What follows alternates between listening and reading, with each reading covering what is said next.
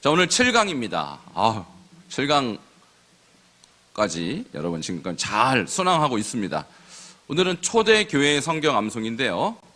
지난주까지는 성경에 나와 있는, 성경책에 나와 있는 성경 암송의 모든 것을 6강까지 다 끝났어요.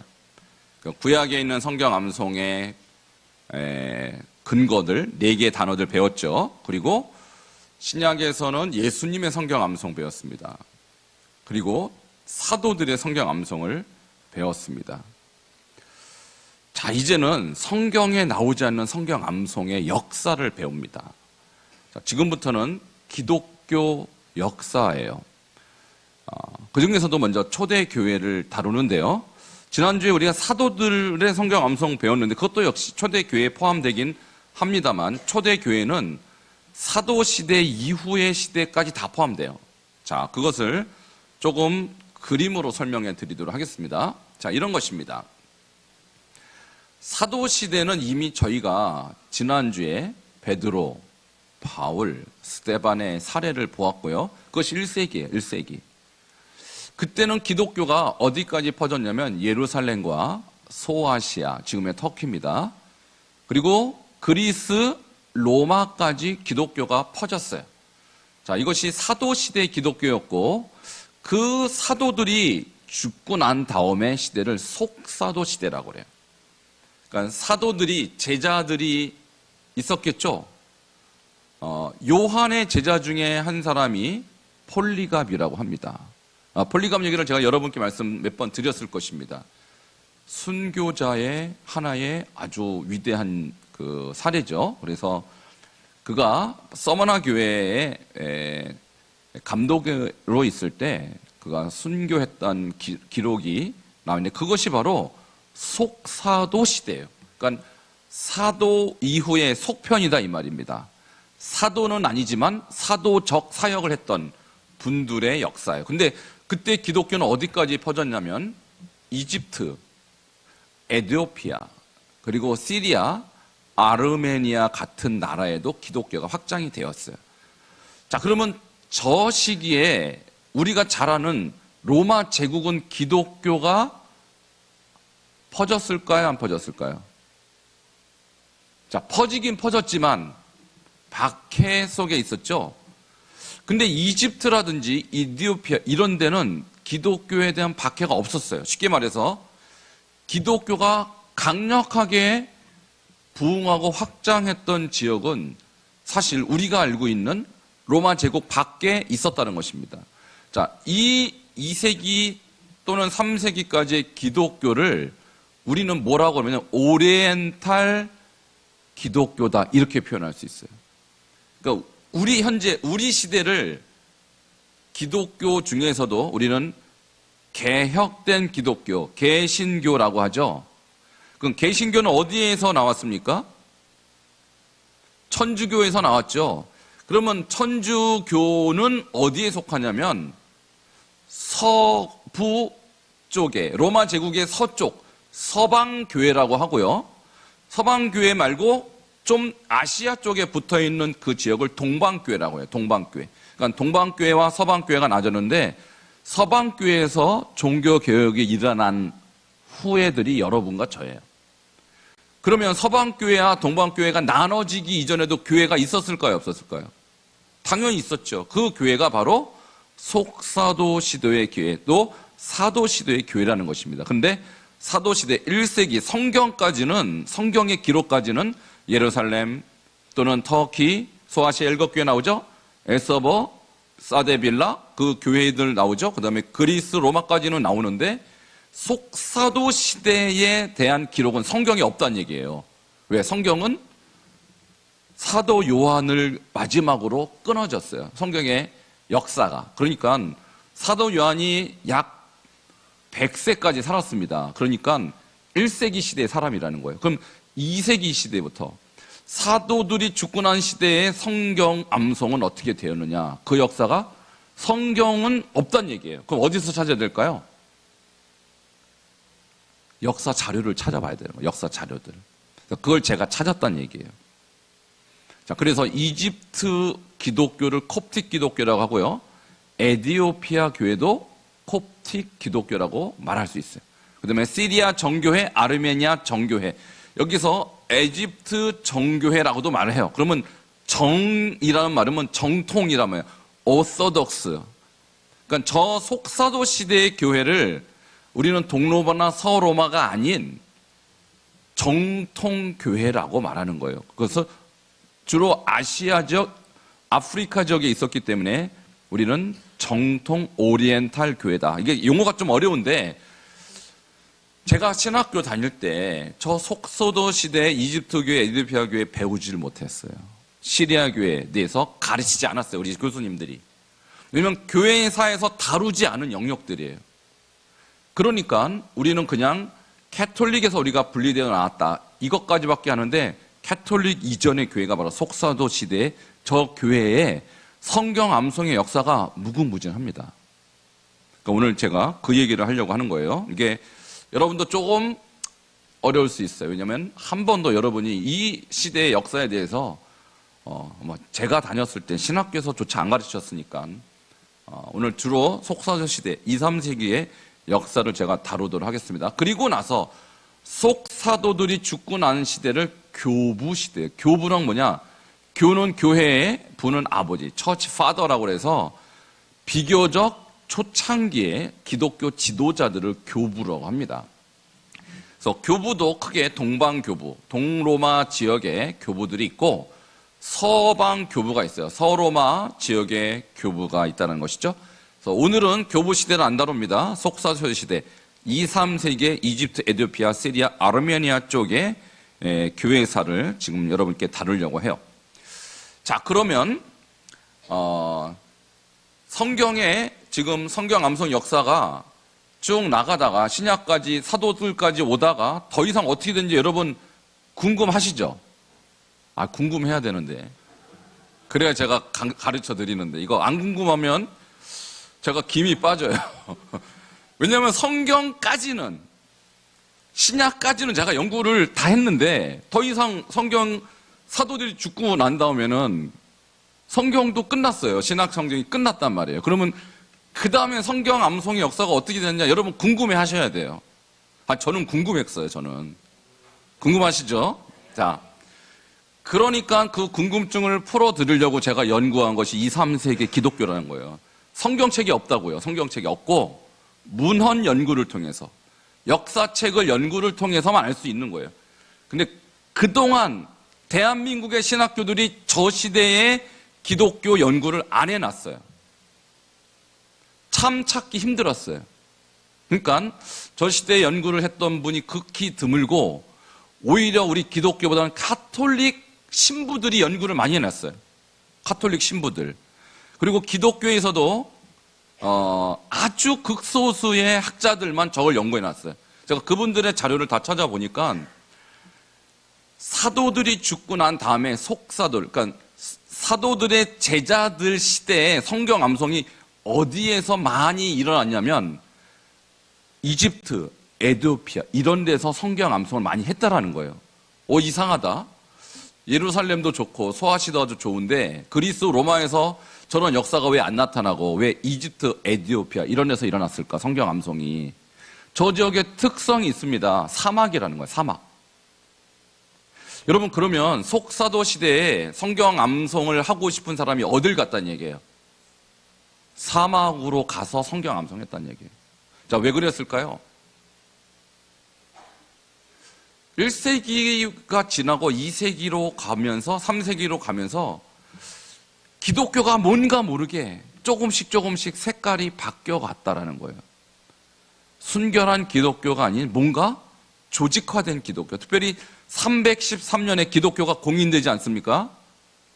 자, 로마 정부에 의해서 기독교가 공인되면서 기독교의 영성이 더 점프했을까요? 더 추락했을까요?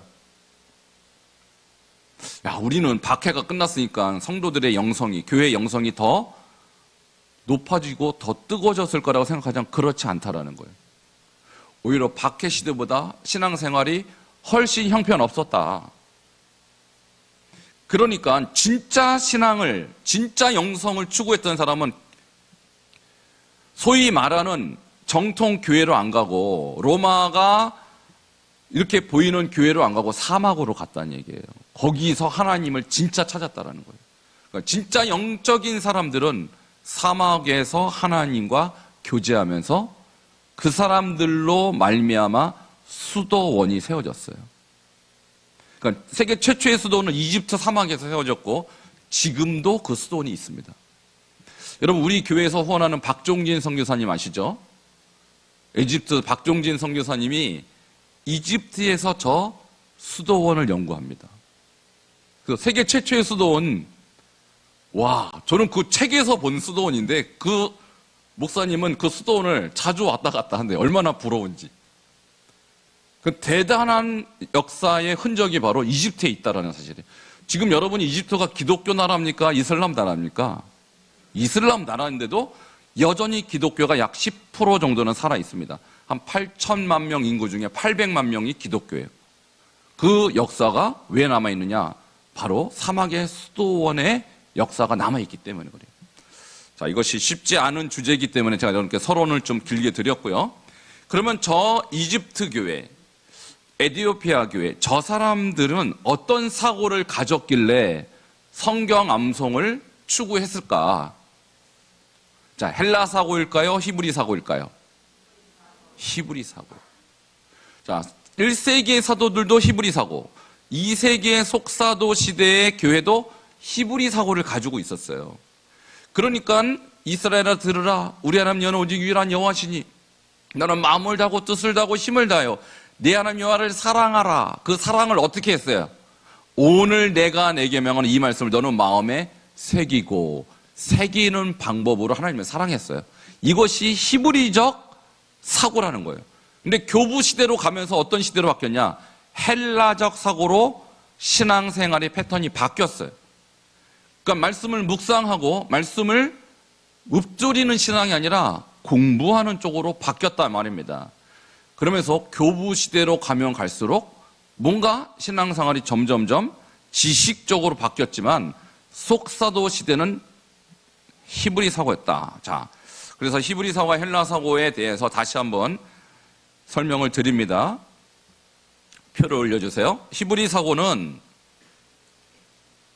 통합적 사고라고 그랬어요. 반복적 사고고, 실천적 사고고, 신중심이고, 절대주의. 그리고 이것이 어떻게 발전해요? 묵상의 신학으로 발전했어요. 묵상의 신학. 반대로 헬라 사고는 분석적, 단계적, 이론적, 인간중심, 상대주의고, 스콜라 논증으로, 그래서 따지고 연구하는 쪽으로 발전했어요. 그래서 히브리 사고를 추구했던 분들은 나중에 수도원 영성으로 발전합니다. 그것이 북아프리카의 수도원이 된 것입니다. 그리고 헬라 사고를 추구했던 사람들은 그것이 신학교로 발전했어요. 오늘날 수도원이 많아요? 신학교가 많아요? 우리나라는 수도원이 거의 없어요. 그러면 수도원 들어가야 영성이 깊어질까요? 신학교 가야 영성이 깊어질까요? 자, 우리는 수도원 자체가 없으니까 주로 교회를 가죠, 교회. 그럼 교회의 지도자는 어디서 배출돼요? 신학교에서. 자, 신학교에서 배출된 영성과 수도원에서 배출된 영성이 어디가 더 뛰어나다고요? 수도원이라고요. 우리는 그렇게 생각 안 하거든요. 우리는 신학교 나와야 목사가 되고 신학교 나와야 뭐 가르칠 수 있지 않을까 이렇게 생각하는데 천만의 말씀입니다. 이것이 바로 우리의 헬라화된 우리의 사고의 문제예요. 실제로 초창기의 기독교, 초대교회는 히브리 사고를 가진 자들에 의해서 교회가 건강하고 탁월한 영성을 형성할 수 있었다. 자, 그래서 저는 추구하는 것이 뭐냐면, 물론 공부도 해야 돼요. 그러나 묵상 없는 공부는요, 이론적인 사고에 빠지게 만들어요. 영성이 없는 그냥 지식인을 만드는 거예요. 그러니까 여러분, 반석중앙교회 나오면서 수요일날 바이블 뭐라 그래요? 칼리지가 뭐예요? 신학교라고, 신학교. 그러니까 여러분 지금 감리의 신학교에 수원 분교, 수원 캠퍼스에서 공부하고 계시죠? 여러분 분교 신학생입니다. 알고 계시죠? 학비들을 안 내셔갖고 지금 안 모르시는구나. 이제 곧 학비 걷겠습니다. 여기는 감리의 신학교의 분교입니다. 그 수원 캠퍼스인데 제가 추구하는 것은 신학교 영성이 아니라고요. 제가 추구하는 것은 어떤 영성? 수도원 영성이라고요. 아, 그러면 어떻게 해야 될까요? 바이블 칼리지도 하고 동시에 뭐도 해야 돼요? 하가, 묵상을 하셔야 되는 거예요. 그럼 그 묵상을 어디서 합니까, 그러면? 주야로 하는 거예요, 주야로. 그래서 히브리 사고를 가지고 있었던 2, 3세기의 속사도들은 주야로 하가 하려고, 주야로 묵상하려고 사막으로 간 것이고, 우리는 갈 수 있어요, 없어요? 우리는 못 가잖아요. 그러니까 어디서?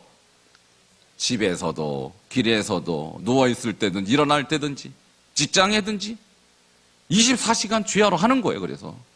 그래서 여러분 만일 묵상의 신학 없이 그저 스콜라 논증처럼 그냥 이론적 신학으로 빠져버리면 여러분은 신앙적 모양은 있지만 경건의 능력은 없어요.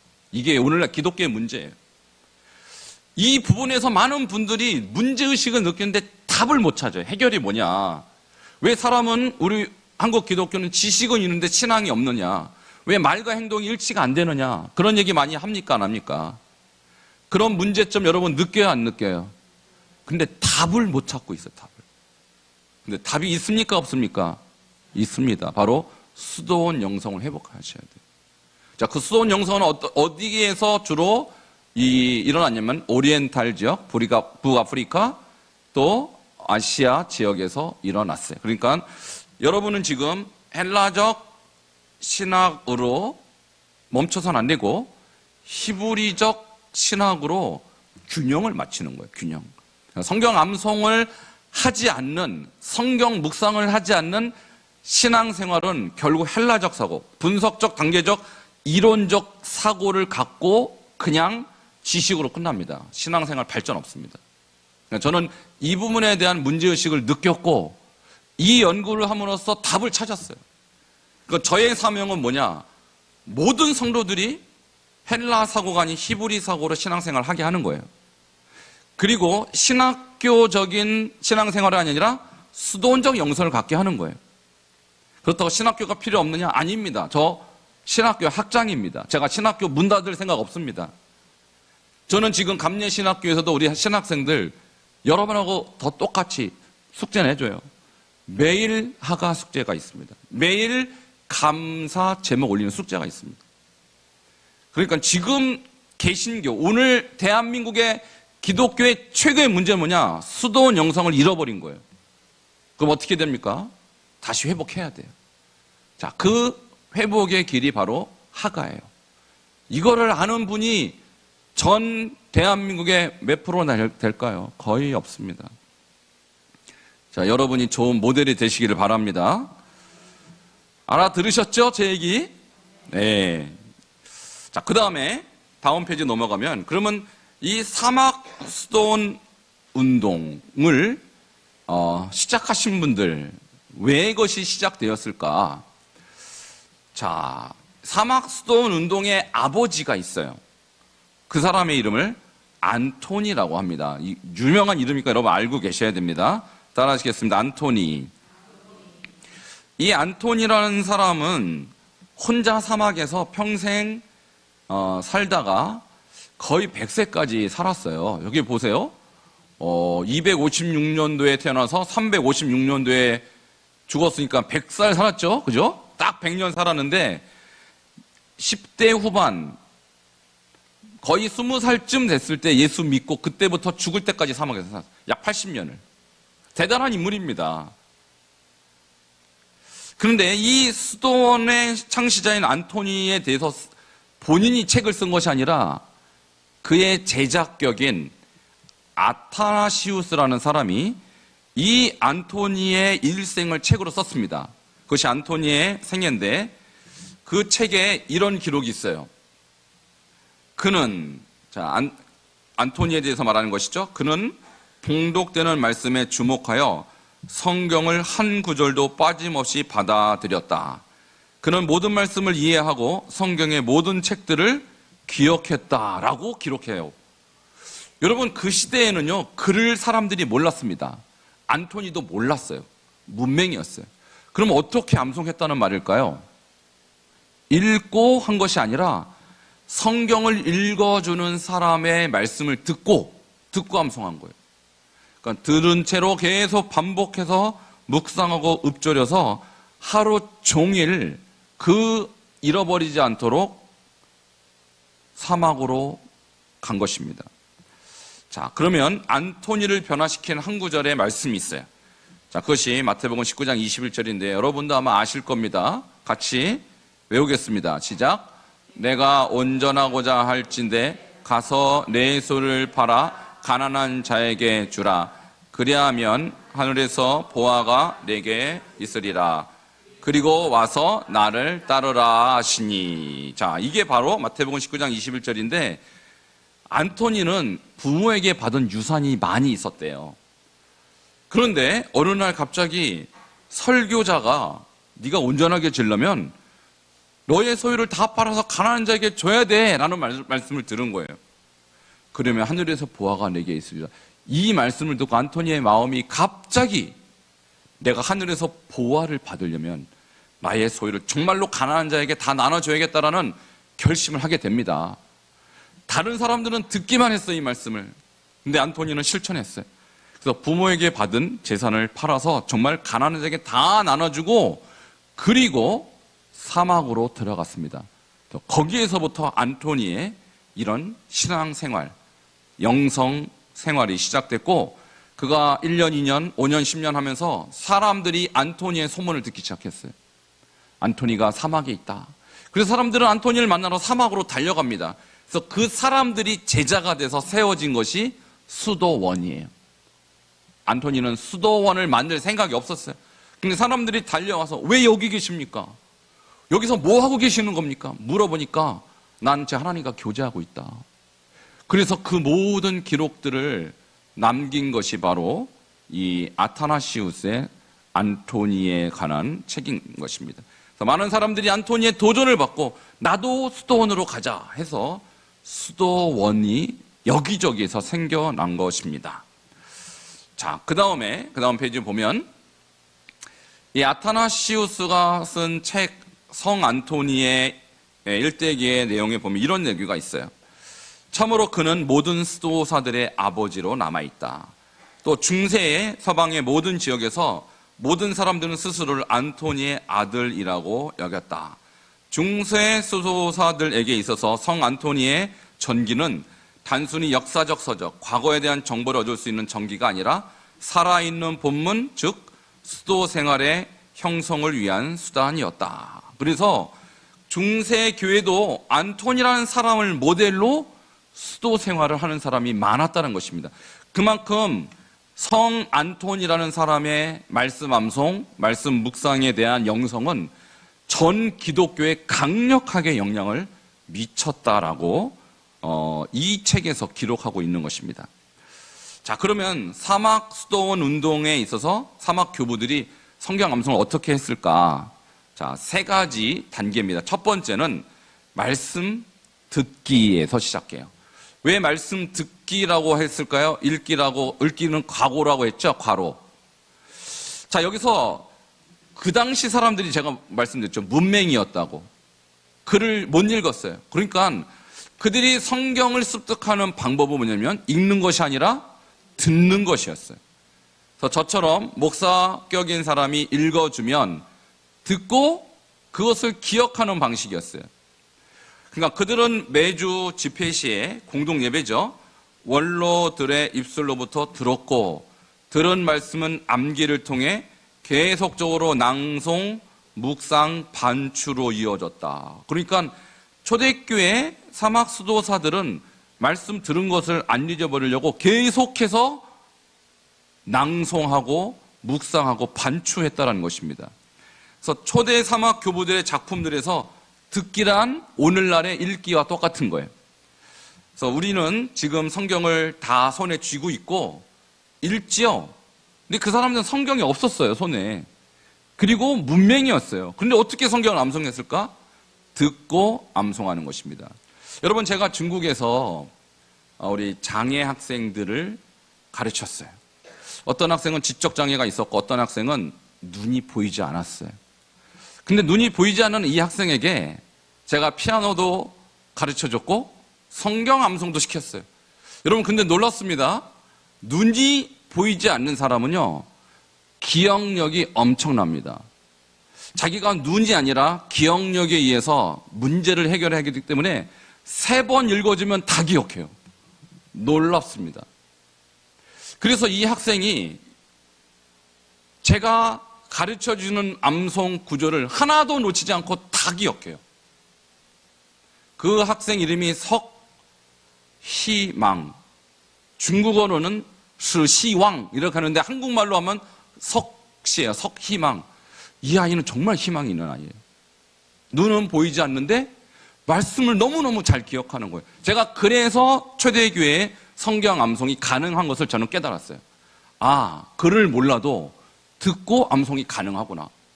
3번만 읽어줬는데 어떻게 다 기억합니까? 자, 그러니까 초대교회 사람들은 글을 몰랐기 때문에 듣는데 어떻게 들었을까요? 귀를 쫑긋하고 굉장히 에너지를 거기 투입했다는 거예요. 내가 저걸 기억하리라. 여러분, 지금 제가 여러분에게 설교하는 거 여러분 내가 하나도 안 놓치려고 기억하리라 하고 듣습니까? 그냥 앉아 있어서 듣습니까? 솔직하게 말해보세요.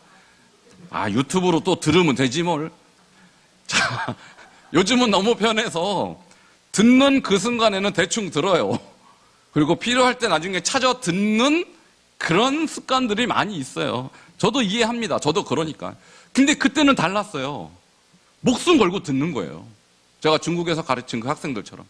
목숨 걸고 이 말씀을 기억하려고 귀를 쫑긋 그냥 듣는 거예요. 자, 이것이 성경 암송의 첫 번째 과정이요. 두 번째. 자, 들은 것을 암송했어요. 자, 루시엥 레뇨라는 이 사람도 수도사입니다. 이 사람이 무슨 책을 썼냐면 사막 교부 이렇게 살았다라는 책이 있어요. 이 책을 제가 읽어보니까 이런 기록이 있습니다. 사막 교부들은 손 노동을 하면서 늘 성경을 암송했다라는 거예요. 여러분 생각해 보세요. 사막의 교부들이 하루 종일 뭘 하겠어요? 예배드리고 노동하고 예배드리고 노동하고 이러고 살지 않았겠어요? 제가 수동 가보니까 그렇게 살더라고요. 근데 노동할 때 아무 생각 없이 노동했을까요? 아닙니다. 그 시간에도 자기가 들었던 말씀을 계속 읊조리고 반복해서 암송했어요. 그들은 밥 먹으러 갈 때도 암송하고 밥 먹고 돌아올 때도 암송했다. 그런 기록이 있어요. 그러니까 하루 종일 암송한 사람들이에요, 이 사람들. 그러니까 여러분이 지금 수도원적 삶을 사시려면 여러분도 출근하는 길에, 퇴근하는 길에, 그리고 밥하면서, 청소하면서, 빨래하면서, 여러분 그렇게 노동하면서 암송하시기 바랍니다. 이것이 수도원적 영성을 기르는 길이에요. 초대교회 수도사들은 그렇게 해서 영성이 깊어졌어요. 이것이 신학교 다니는 것보다 낫습니다. 저는 제 생각엔. 그러니까 여러분이 지금 이 훈련을 지금 하고 있는 것입니다. 이 훈련을. 세 번째, 사막 수도사들은 어떻게 성경 암송했냐면, 자, 암송했고 그 다음이 뭐예요? 말씀 기도하기. 자, 말씀을 들었습니다. 그리고 암송했습니다. 그리고 들은 말씀, 기억한 말씀을 가지고 기도했다라는 거예요. 자, 우리는 기도를 다양하게 합니다. 주여 삼창도 외치고요. 그리고 방언으로 하고, 그리고 대표 기도도 하고 다양하게 합니다만, 이 시대의 초대교회 성도님들, 초대교회 수도사들은 성경 말씀 읊조리는 것 자체가 기도였어요. 그래서 기록에 보면 사부, 이 사람이 초대 교부를 말하죠. 카시안이라는 사람은 시편 70편 1절 말씀, 하나님이여 나를 건지소서, 속히 나를 도우소서라는 말씀을 하루 종일 기도문으로 외웠다라는 기록이 있습니다. 자, 여기 보면 이후정이라는 이름이 있죠. 이분이 바로 재작년까지 감신대 총장했던 분이에요. 이분이 한국에서 이 사막 교부들을 연구한 최고의 학자입니다. 자, 이분의 책은 거의 이쪽에 대한 연구로 가득합니다. 그래서 이분이 초대교회 이 사막 교부들이 이렇게 기도했다. 성경 말씀 한 절 가지고 하루 종일 기도했다라는 거예요. 그러니까 여러분도 지금까지 기도 생활 여러 가지로 할 수 있습니다만, 제가 늘 말씀드리지만 특별히 우리가 시하흐가 뭔지 말씀드렸죠. 암송한 말씀을 노래로 그리고 기도로 올려드리는 것이 씨아흐라고 그랬죠? 그래서 제가 지난번 그리스 가서 그리스에 아주 오래된 수도원이 하나 있어요. 1000년 넘습니다. 그 메테오라라는 수도원이 있는데 거기 가보니까 수도사들이 기도를 하는데 성경 말씀을 가지고 기도를 하더라고요. 근데 자세히 들어보니까 노래처럼 들려요. 자, 하도 기도를 오래 하다 보니까 그것이 노래로 돼서 노래 음반까지 냈어요. 그러니까 수도사들의 기도는 말씀을 계속 기도로, 그것이 찬양으로 승화되는 그런 초대 구약의 씨아흐적인 기도를 했다라는 거예요. 자, 정리하겠습니다. 사막 교부들의 성경 암송 방법은 이런 것입니다. 사막 교부들에게서 기도란 이와 같이 하나님께서 주신 말씀을 사용하여 순결하고 단순한 마음으로 하나님과 영적으로 교통하는 것을 의미했고, 사막 교부들은 참된 기도의 길을 성경에서 찾은 거예요. 기도 제목 쭉 적어놓고 들어주시옵소서 이런 기도가 아니라 성경 자체가 그들의 기도의 길이었다.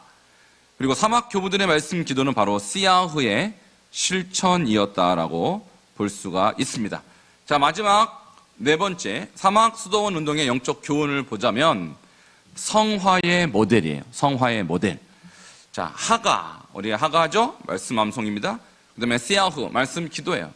자, 이것을 평생토록 수련한 사막 교부들은 신명기 6장 6절에서 언급한 새기고, 그죠? 새기고 하야의 단계, 즉 말씀이 되는 단계로 성화되는 모델을 오늘날 교회에게 보여주고 있다는 것입니다. 그래서 말씀이 되고라는 것은 말씀의 항존화, 말씀의 자기화, 말씀의 체질화, 말씀의 생활화를 우리는 그동안 귀로만 들었는데 이 사람들은 실천한 거예요. 자, 그러니까 여러분도 지금 수도원적 영성을 추구하려면 주야로 묵상하셔야 되는 거예요. 그래서 길을 갈 때든지, 집에 앉아 있을 때든지, 누워 있을 때든지, 일어날 때든지 항상 하야 하는 것입니다. 자, 이 7강은 바로 사막 수도원의 영성의 핵심은 바로 성경 암송이었다라는 사실을 말씀드리는 것입니다. 자, 복습하도록 하겠습니다. 자, 두 분씩 짝을 만드시기 바랍니다. 1번부터 4번까지 여러분이 공부하신 것, 배우신 것에 대해서 서로 대답해 보시기 바랍니다. 자, 대답이 술술 나와야 되는데 못 나오면 조금 컨닝해도 됩니다. 자, 두 분씩 파트너를 찾아주시고, 자, 1번부터 한번 물어보시기 바랍니다. 사막 수도원이 탄생한 배경은 무엇입니까? 자, 대답이 술술 나오십니까? 아, 교회라 술술 나오면 안 되는구나. 자, 하나 제가 설명을 놓친 부분이 있는데 제 여기 화면에 잘 안 나오고 그러니까 학생들이 넘겼어요. 저거 제가 설명했나요? 안 했죠? 사막 수도원 운동이 탄생한 배경. 어쩐지 이게 대답이 안 나오시더라고요. 저 머뭇거리시는데 이게 지금 제 화면에는 안 떴고 그러니까 학생들도 넘어갔어요. 저거 설명 다시 합니다. 사막 수도원 운동이 왜 탄생했는가? 두 가지 이유가 있어요. 자, 먼저 오리엔탈 기독교, 자, 이집트, 시리아, 아르메니안, 에티오피아 이쪽 지역이 기독교가 제일 처음으로 부흥한 지역이라고 말씀드렸어요. 여러분, 심지어 아르메니아 기독교는 로마 정부가 기독교를 공인하기 전에 313년에 공인했잖아요. 그 이전에 이미 기독교 국가가 돼버렸어요. 그러니까 최초의 기독교 국가는 아르메니아입니다. 아르메니아. 들어보셨죠? 아르메니아. 못 들어보셨어요? 아, 그렇구나. 처음 들으셨어요? 여러분, 제가 참 재밌는 경험을 했습니다. 제가 이제 이걸 연구를 했기 때문에 아르메니아 사람들이 기독교 역사가 제일 오래된 나라라는 걸 제가 알고 있었거든요. 근데 제가 미국에서 그때 왜 비행기를 타러 갔는지 한국에 오려고 했었는지 하여간 비행기를 타려고 택시를 탔는데 기사가 당신 어디 출신이니까 아르메니아래요. 그 아르메니아 이민자예요. 아르메니아에서 대학살 사건이 있었습니다. 터키가 아르메니아를 학살한 사건이 한 80년 전에 있었어요. 그때 도망 온 사람들의 후손이에요. 그래서 제가 물어봤어요. 당신 성경 암송하느냐? 한다는 거예요. 지금도. 당신 하나님 믿느냐? 여러분, 저 사람들은 전 국민이 다 기독교인이. 지금 예배를 어떻게 드리냐니까 예배 시간에 성경 암송을 엄청나게 한다는 거예요. 지금도. 제가 깜짝 놀랐어요. 아, 이게 소설이 아니구나. 이게 이 역사가. 여러분, 저기 보면은 이집트 교회가 있죠. 에티오피아 교회가 있죠. 이 사람들을 콥틱 기독교라고 하는데 제가 말씀드렸잖아요. 박종진 선교사님이 그분들 지금 연구하고 있다고요. 근데 그분들의 기독교 예배도 우리하고 비교했을 때 전혀 달라요. 제가 물어봤습니다. 콥틱 기독교 성경 암송 하느냐? 엄청 많이 한답니다. 예배 시간에. 그러니까 우리는 설교 중심인데, 우리 개신교의 기독교 예배는 설교 중심인데, 그분들은 성경 암송 중심이에요. 그리고 예배 때 설교보다는 주로 드라마 같은 이런 형식으로 말씀을 전한다는 거예요. 굉장히 액티브한 설교를, 이 말씀을 전하는 것이죠. 그러니까 드라마 할 때 그 사람들이 그걸 읽겠습니까? 외웠겠습니까? 말씀을 다 외워서 하는 거예요. 그러니까 저 시대의 기독교가 지금도 이어지고 있고 그들의 전통은 없어지지 않았습니다. 여러분 생각해 보십시오. 얼마나 이집트가 강력한 이슬람 제국입니까? 그런데도 불구하고 여전히 10%가 기독교로 살아있다? 여러분, 저 사람들은요, 손목에 7살짜리 아이한테 문신 새겨요. 십자가 문신. 왜 새기는지 아십니까? 너네 커서 비겁하게 이슬람한테 나 예수 모른다 부인하지 말라고 아예 십자가 문신을 새겨버려, 애들한테. 우리보다 훨씬 강력한 신앙을 갖고 있습니다, 저 사람들. 그러니까 이 사막 수도원 운동의 후손들의 영성이 탁월하다라는 사실, 저는 직접 만나서 체험한 것입니다. 자, 그러니까 그 사람들이 그렇게 영향을 받은 이유가, 성경 암송이라는 것을 한 이유가 뭐냐면 헬라화 되기 이전에 히브리적 사고로 신앙생활을 해왔기 때문에요. 지금도 신앙생활을 헬라적 사고로가 아닌 히브리적 사고로 신앙생활을 하기 때문에 그들은 강력한 신앙생활을 하고 있다는 사실입니다. 가끔 가다 보면요, 여러분 지난번에도 IS가 이집트 청년들 21명인가 참수시킨 사건 기억나십니까? 한 10년이 채 안 됐죠? 몇 년 전이죠? 그 청년들 21명이요. 지금 콥틱 이집트 교회에 가면은 그 사람들의 성화가 있어요. 21명의 순교자들. 그 사람들은 순교를 당하면 벽에다 그려줘요. 그 사람들의 신앙을 기리기 위해서. 그리고 뭐라고 하면 자손들에게 어린애, 너희들도 저렇게 될지도 몰라. 그런 줄 알고 있어. 우리는 그런 사람들이야. 라고 교육한다라는 거예요. 자, 이것이 우리 헬라적 기독교하고 비교했을 때 얼마나 강력한지 몰라요, 여러분. 그러니까 우리가 이런 어떤 신앙생활을 보면서 과연 지금 우리가 갖고 있는 기독교의 어떤 신앙생활의 깊이와 영성이, 저 사람들이 기독교인지도 모르잖아요, 여러분은 지금. 아르메니아라는 사람이 있는지도 몰라요. 이집트의 기독교가 그렇게 강한지도 여러분 지금 모르고 있잖아요. 그죠? 근데 그분들이 훨씬 강하다는 사실이에요, 우리보다. 신앙이. 이유가 뭐냐? 히브리적 사고로 신앙생활을 하기 때문에. 자, 그리고 수도원 운동이 탄생된 또 하나의 배경은 로마 제국이 기독교되면서 기독교가 오히려 세속화되었습니다. 형식화되었습니다. 자, 이에 대한 반동작용, 반성의 차원에서 이런 기독교는 기독교가 아니다. 참 기독교 공동체를 만들기 위해서 그들은 사막으로 가서 그들만의 공동체를 세웠다는 것입니다. 그러니까 저는 오늘날 한국 교회가 어떤 영성을 회복해야 정말로 하나님 원하시는 영성이냐, 이쪽으로 가야 돼요. 사막의 수도, 이들의 영성을 우리 교회가 본받아야 된다는 것입니다.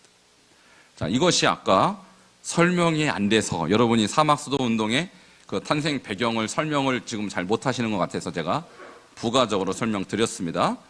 자, 두 번째 질문, 사막 수도원 운동의 아버지 안토니를 변화시킨 말씀 무엇이었습니까?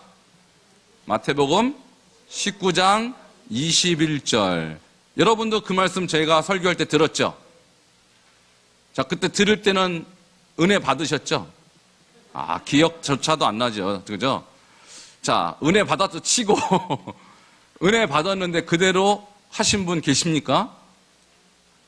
아무도 없어요. 저를 포함해서. 근데 안토니는 했어요. 그래서 안토니 하는 거예요. 그러니까 실천하는 사람 앞에서 그냥 듣기만 하는 사람은 할 말이 없는 거예요. 이 사람은 다 팔았어요, 진짜. 그리고 사망으로 가서 평생 하나님 말씀과 함께 살았습니다. 그랬더니 그의 영향력이 지금까지.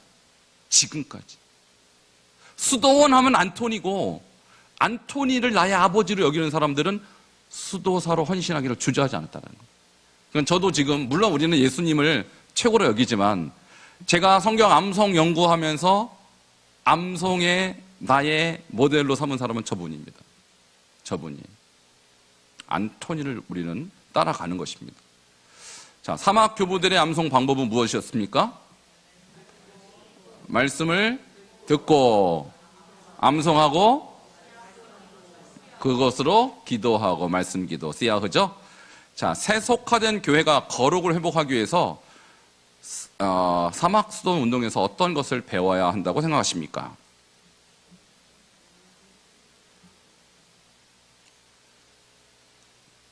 예?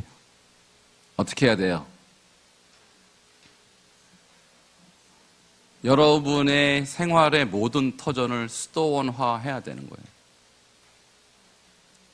집에서도 나는 수도원이다 생각하고 말씀 암송하고, 직장에서도 나는 수도원 왔다 하고 생각하고 암송하고, 길거리 가면서도 나는 수도원 해주고 노동한다 생각하고 암송해야 된다는 거예요. 이거 안 하면요, 교회에서 100번 은혜 받아야 소용없습니다. 지금 교회에서 은혜 못 받는 사람은 뭐 좀 있겠죠. 또 교회 오면 기본적으로 은혜 받습니다. 근데 그걸로 끝나서는 절대 안 되는 거예요. 지금까지 기독교의 생활 패턴은 교회에서 다 뭔가를 해결하려고 그랬어요. 여기서 은혜도 받고, 여기서도 뭐 직분도 받고, 여기서 다 받으려고. 이거 가지고 안 된다는 거예요. 여러분의 삶의 기독교, 생활 기독교, 나의 삶 전체가 하나님과 함께하는, 호흡하는 기독교. 이것이 수도원이에요. 이것이 수도원. 이것을 우리가 배워야 됩니다. 그리고 한국 교회가 살려면 수도원 운동으로 돌아가야 돼요. 지금까지 우리 한국 교회는 기도원 운동에서 기도원, 그죠? 기도원 옛날에 많이 갔잖아요. 요즘은 잘 안 가지만. 그래서 문제가 되면 기도원 가면 응답도 받고 축복도 받아요. 그걸로 끝이에요. 끝. 또 반복적으로 그렇게 되는 거예요. 요즘은 기도원도 안 가요. 또 그거 어쩌자는 거예요. 지금 이제 기도원도 안 가.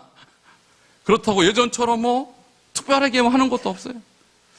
자, 저는 이것에 대한 우려를 합니다만 길은 있습니다. 여러분의 삶이 수도원적 삶을 사시면 되는 것입니다. 자, 저는 이것을 부르짖는 거예요. 부르짖는 거예요. 지금까지는 여러분에게 제가 이렇게 자세하게 설명드릴 기회가 없었기 때문에 그냥 하가해라, 암송해라, 100번씩 읊조려라, 이렇게까지밖에 말씀 못 들었습니다. 이제는 제대로 제가 설명한 겁니다. 처음으로. 우리가 가야 될 방향은 수도원이라, 수도원. 왜? 초대교회의 거룩함은 수도원 운동에서 있었기 때문에. 자, 이것을 여러분이 깨달았다면 여러분 자신, 또 우리 교회, 한국교회가 갈 길을 이제 깨달았고, 그것을 위해서 여러분 힘써 주시기 바랍니다.